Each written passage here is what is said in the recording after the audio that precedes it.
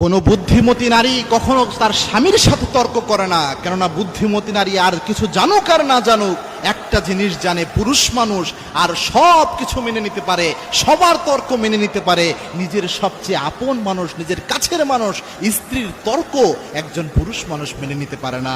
মনে রাখবেন প্রিয় বোনেরা, আপনার স্বামীকে আল্লাহ রাব্বুল আলামিন আপনার পরিচালক বা আপনার সহযোগী হিসেবে পাঠিয়েছেন। আল্লাহ রাব্বুল আলামিন বলেছেন, হুন্না লিবাসুল লাকুম ওয়া আনতুম লিবাসুল লাহুন্না। পুরুষরা যেইভাবে নারীদের পোশাক, নারীরাও পুরুষদের পোশাক। এই জন্য পুরুষরা যখন রেগে যায়, আপনি চেষ্টা করেন আপনি আস্তেভাবে শান্তভাবে তাকে তার রাগটাকে ভাঙানোর জন্য।